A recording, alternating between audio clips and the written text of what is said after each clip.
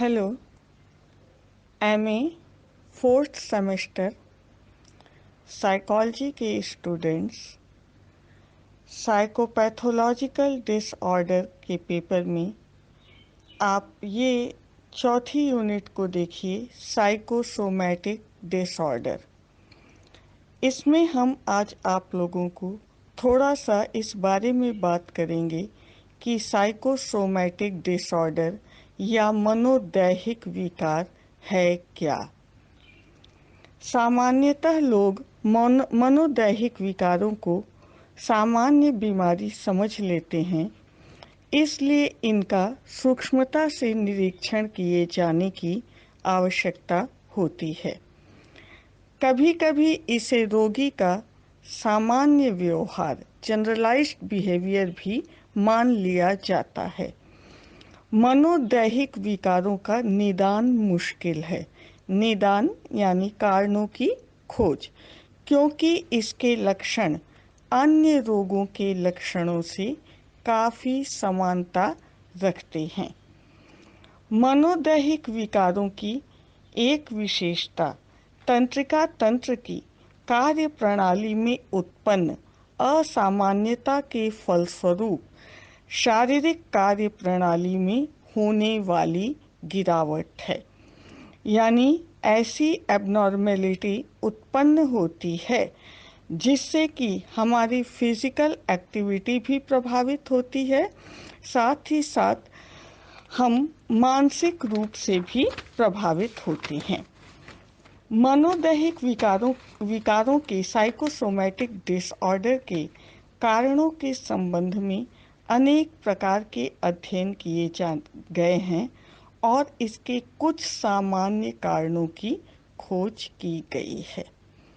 इसके सामान्य कारणों में सबसे पहला कारण हम ये देखते हैं कि मनोदैहिक विकारों की उत्पत्ति तब भी होती है जबकि व्यक्ति से उसकी मर्जी के विरुद्ध कार्य कराए जाते हैं या उसको उसकी मर्जी के विरुद्ध कार्य करने के लिए बाध्य किया जाता है। इसके अलावा उसकी इनर कॉन्फ्लिक्ट्स, आंतरिक संघर्ष यानी उसके विचारों के संबंध में जो संघर्ष होता है जब एक साथ उसके सामने कई प्रकार की आवश्यकताएं, लक्ष्य, प्रेरणाएं उत्पन्न होती हैं और वह डिसाइड नहीं कर पाता है कि किस संबंध में वह पहले किस प्रकार के कार्य को करे। इसके अलावा अभी हम इन सारे पॉइंट्स को एक बार फिर से आपको थोड़ा डिटेल में चलेंगे। अभी हम सिर्फ आपको पॉइंट आउट कर रहे हैं। बचपन की कुछ बीमारियां, कमजोरियां और इसके अलावा कुछ विशेष स्थितियों में, जैसे व्यक्ति बीमार हो गया, उसको कोई किसी प्रकार की शॉकिंग उसमें है और उसकी विशेष केयर हो रही है, ऐसे में वह इस तरह के फायदे का लाभ उठाना चाहता है और इसका जो पहले मिल चुका है उसको फायदा, उसका लाभ वह प्रेजेंट टाइम में उठाना चाहता है। इसके अलावा व्यक्ति का अलौकिक या भाग्यवादी होना या अलौकिक शक्तियों पर विश्वास करना, व्यक्ति का यथार्थता से दूर काल्पनिक जीवन में जीना और साथ ही साथ मनोवैज्ञानिक आघात। ये सब कुछ ऐसे कारण हैं जिनके कारण साइकोसोमैटिक डिसऑर्डर उत्पन्न होते हैं। मर्जी विरुद्ध कार्य कराए जाने का एक छोटा सा उदाहरण हम ले सकते हैं कि छोटा बच्चा स्कूल भेजिए या उसको पढ़ाने बैठाइए तो वो सबसे पहले वह एक युक्तिकरण तरीका या उपाय खोजता है कि कैसे इससे बच भी जाया जाए और उसको किसी भी प्रकार का कोई उसका अपमान न हो, कोई उसको कुछ कहे न। इन सब को ध्यान में देखते हुए हम देखते हैं कि छोटा बच्चा मर्जी के विरुद्ध कार्य कराए जाने पर कुछ तरह तरह की युक्तियों का सहारा लेता है। यह युक्तियाँ अगर हम फ्रायड को देखें, कुछ अन्य मनोवैज्ञानिकों को देखें, तो उन्होंने एक अहम प्रतिरक्षा क्रिया तंत्र या ईगो डिफेंस मैकेनिज्म का नाम दिया, जिसमें व्यक्ति आत्म या अहम की संतुष्टि करता है और इसके लिए तरह तरह के उपाय इस्तेमाल करता है।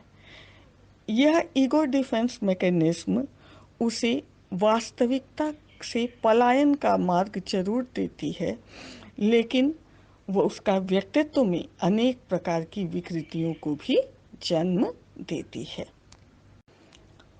आंतरिक संघर्ष यानी व्यक्ति के विचारों का संघर्ष, कॉन्फ्लिक्ट, इस संबंध में फिशर और लूरिया आदि ने अध्ययन किए हैं और इस संबंध में ये पाया गया है कि व्यक्ति में तनाव की उत्पत्ति तब भी होती है जब वह अपने कॉन्फ्लिक्ट के संबंध में डिसीजन नहीं ले पाता है।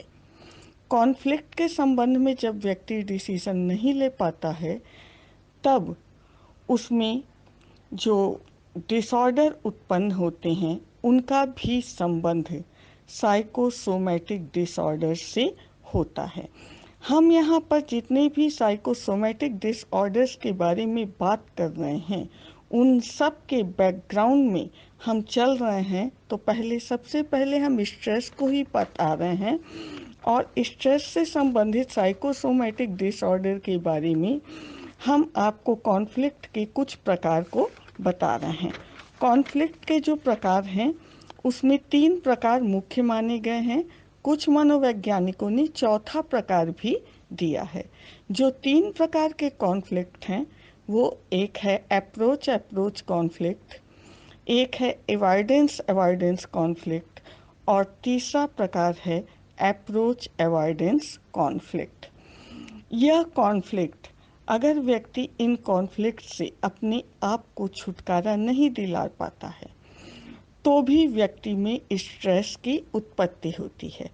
अप्रोच कॉन्फ्लिक्ट में व्यक्ति के सामने एक समय पर 2 प्रकार की समान प्रबलता वाली आवश्यकताएं या प्रेरणाएं उत्पन्न होती हैं, किंतु व्यक्ति एक ही समय पर इन दोनों प्रकार की आवश्यकताओं या प्रेरणाओं की संतुष्टि नहीं कर सकता है। उसे एक प्रकार की प्रेरणा का त्याग करना ही पड़ता है, क्योंकि स्थितियां ऐसी होती हैं, सिचुएशन ऐसा होता है कि अगर वह एक ओर जाता है तो दूसरा छूटता है और दूसरी ओर जाता है तो पहला छूटता है। ऐसी स्थिति में व्यक्ति यह डिसीजन नहीं कर पाता है कि वह किस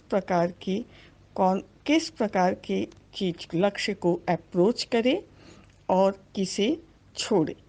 तो ऐसे में जिसको वो त्यागने की सोचता है, फिर उसकी ओर वह आकर्षित होता है।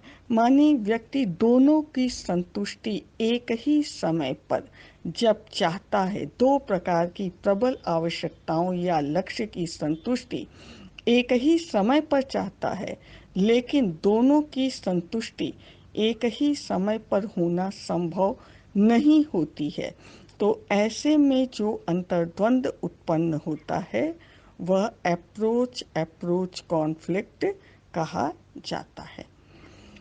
दूसरा है अप्रोच अवॉइडेंस कॉन्फ्लिक्ट। इसमें व्यक्ति यह जानता है कि एक लक्ष्य को उसे प्राप्त करना है और दूसरे को छोड़ना है, लेकिन वह यह डिसाइड नहीं कर पाता है कि किसको प्राप्त करें और किसको छोड़ें। इस कारण वह तनावग्रस्त होता है। इसे अप्रोच अवॉइडेंस कॉन्फ्लिक्ट का नाम दिया गया है। तीसरा है अवॉइडेंस कॉन्फ्लिक्ट, यानी व्यक्ति किसी भी प्रकार की जो उसके सामने प्रेरणा, आवश्यकता, लक्ष्य उत्पन्न है, वह उसके लिए पॉजिटिव वैल्यू नहीं रखते हैं, बल्कि वह दोनों ही रास्तों या जितने भी उसके पास रास्ते हैं उन सब से वह अपने आप को अवॉइड करना चाहता है, विड्रॉल करना चाहता है, पलायन करना चाहता है। लेकिन सिचुएशन ऐसी होती है कि उसे एक न एक रास्ते का चयन करना ही करना होता है।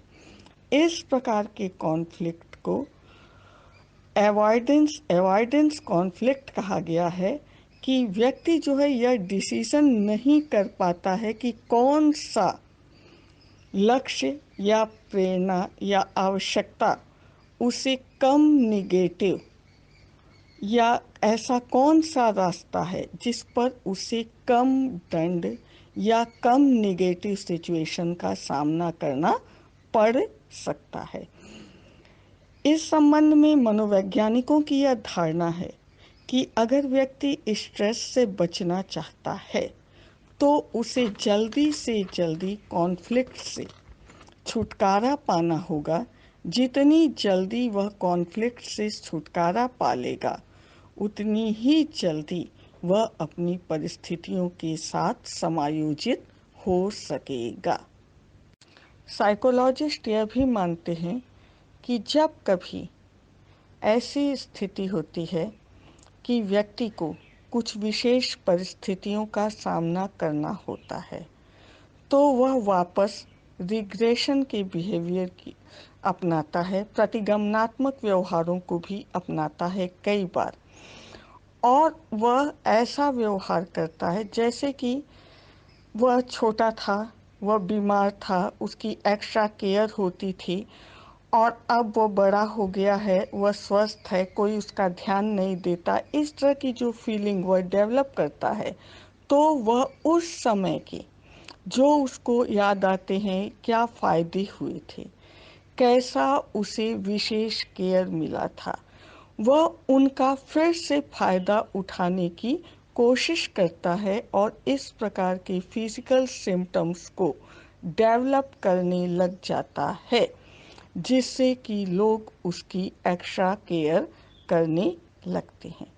इसके अलावा जब व्यक्ति अपनी वास्तविक परिस्थितियों का सामना सही ढंग से नहीं करता है या नहीं करना चाहता है, और वास्तविकता को नकारते हुए व्यक्ति जो है वह काल्पनिक जीवन में जीना आरंभ कर देता है, और इसके अलावा कुछ साइकोलॉजिकल शॉकिंग इवेंट्स भी होते हैं जो व्यक्ति को ऐसे आघात पहुंचा देते हैं, व्यक्ति की समायोजन पर प्रभावित होते हैं, और व्यक्ति प्रेजेंट टाइम में या वर्तमान परिस्थितियों में वह अपने आप को समायोजित नहीं कर पाता है। कारण है कि वह उन साइकोलॉजिकल जो शॉकिंग इवेंट्स थे उससे वह अपने आप को छुटकारा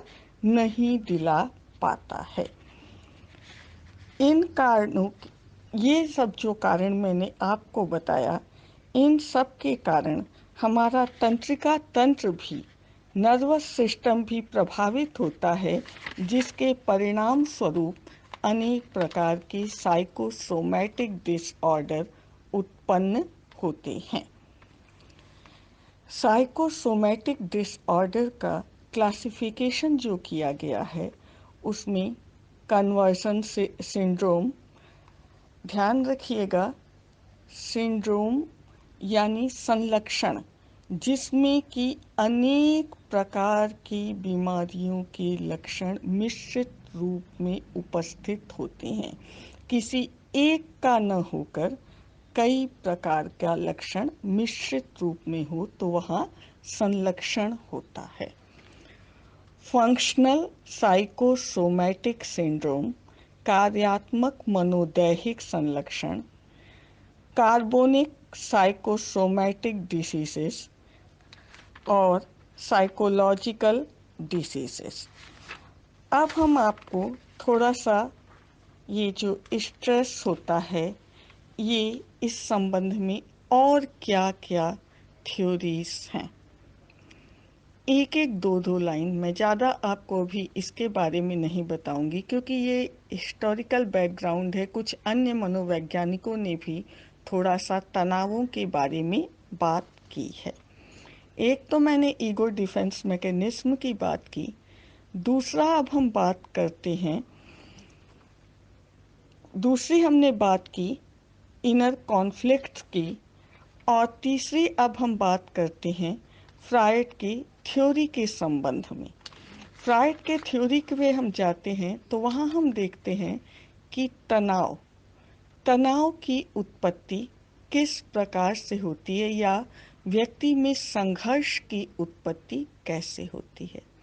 फ्रायड ने एक बहुत अच्छा एग्जाम्पल दिया है अपनी थ्योरी में कॉन्शियस, अनकॉन्शियस और सबकॉन्शियसनेस के बीच एक संघर्ष का।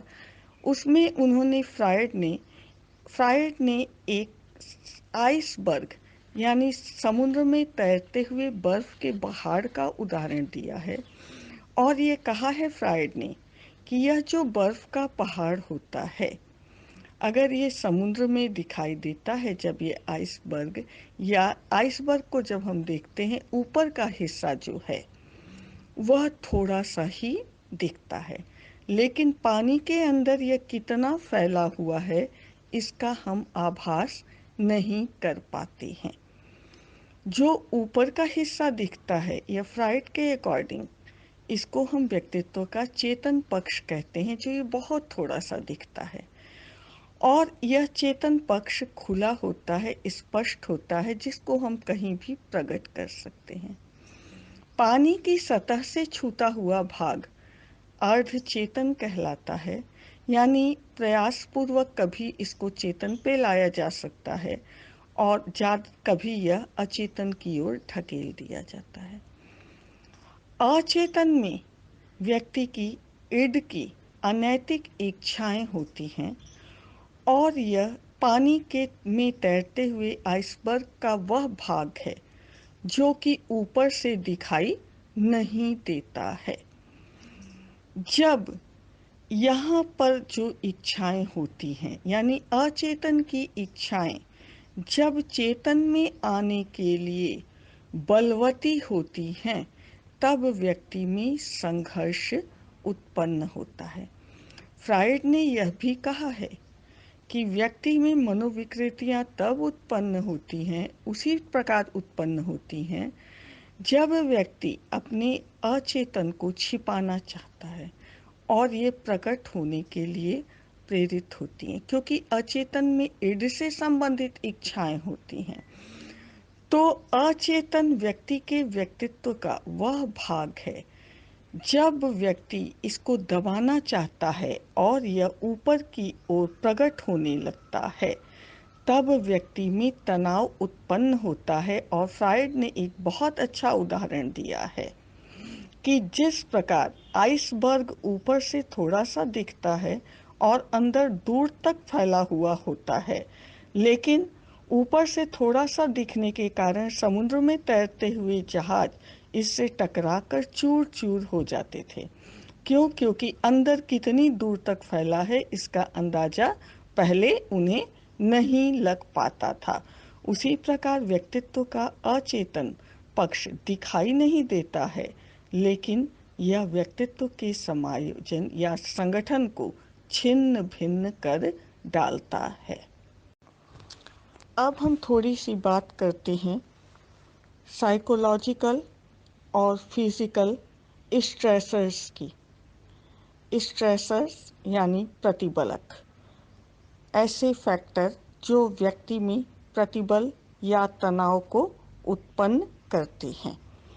तो यह प्रतिबलक दो प्रकार के हो सकते हैं, मनोवैज्ञानिक और शारीरिक, और इन सब के कारण हमारा नर्वस सिस्टम प्रभावित होता है, और यह नर्वस सिस्टम जो प्रभावित होता है इसका सीधा असर हमारी ग्रंथियों पर भी पड़ता है, और जिसके कारण व्यवहारिक परिवर्तन भी दिखाई देते हैं। हम अपने नेक्स्ट डे के वीडियो में इसके बारे में भी बात करेंगे। अभी हम आपको यह बता रहे हैं कि यह जो साइकोलॉजिकल स्ट्रेसर्स हैं और फिजियोलॉजिकल स्ट्रेसर्स हैं, इनका रिजल्ट क्या होता है। इनका रिजल्ट यह होता है कि हार्ट रेट इंक्रीज होती है, यानी हृदय गति बढ़ जाती है। ब्लड प्रेशर इंक्रीज होता है, यानी रक्तचाप बढ़ जाता है। साथ ही साथ रक्त प्रवाह, ब्लड फ्लो जो होता है वह भी इंक्रीज कर जाता है। ब्रीदिंग रेट भी इंक्रीज हो जाती है, श्वसन गति भी बढ़ जाती है। साथ ही साथ एक जो बहुत बड़ा इफेक्ट दिखाई देता है, ब्लड शुगर भी इंक्रीज हो जाती है।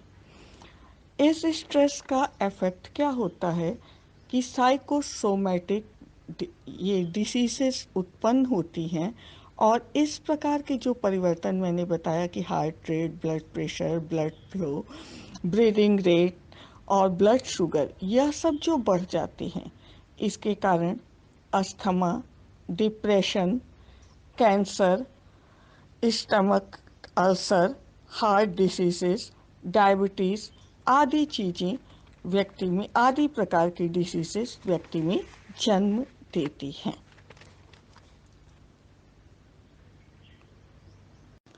थोड़ी सी बातें आज हम एंडोक्राइन ग्लैंड्स के बारे में भी करते हैं। एफेक्टर्स यानी प्रभावक, इसके मुख्य दो भाग होते हैं, मांसपेशियां और ग्रंथियां। एंडोक्राइन ग्लैंड्स ऐसी ग्रंथियां होती हैं जो नलिका विहीन ग्रंथियां भी कही जाती हैं। दो प्रकार की ग्रंथियां होती हैं, एंडोक्राइन और एक्सोक्राइन। एक्सोक्राइन या डक्ट ग्लैंड जो होती हैं, इनके जो सेक्रेशन होते हैं वह शरीर के बाहर निकल जाते हैं।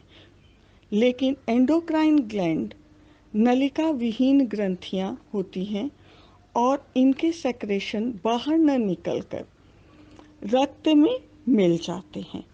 ऐसी ग्रंथियों के जो सेक्रेशन होते हैं, इनको हार्मोन्स कहा जाता है, और यह बिना किसी नलिका या पथ के खून में मिल जाते हैं।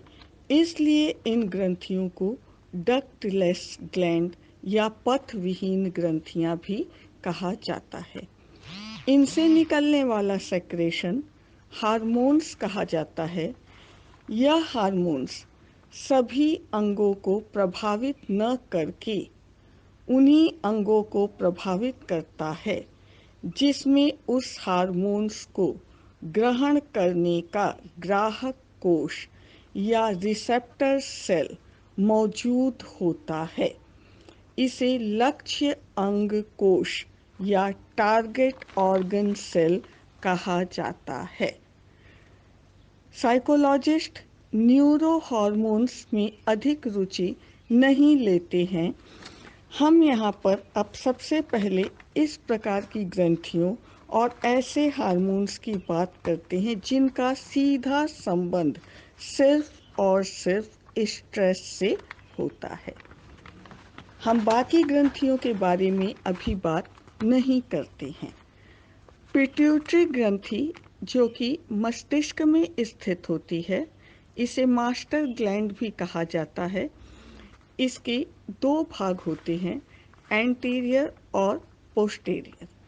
इस ग्रंथि से जो सेक्रेशन निकलता है वह अन्य ग्रंथियों के सेक्रेशन पर अपना कंट्रोल करता है, खासकर एड्रिनल तथा थायराइड पर। इसीलिए इस प्रकार की ग्रंथि को मास्टर ग्रंथि या इस ग्रंथि को मास्टर ग्रंथि कहते हैं। इस ग्रंथि के जो, इस ग्लैंड के जो पोस्टीरियर पार्ट से सेक्रेशन होता है, उससे जो ब्लड वेसल्स हैं, रक्त नलिकाएं हैं, उनमें संकुचन होता है और ब्लड प्रेशर बढ़ जाता है। ध्यान दीजिएगा आप लोग, ब्लड प्रेशर बढ़ जाता है। अब हम बात करते हैं एड्रिनल ग्लैंड की।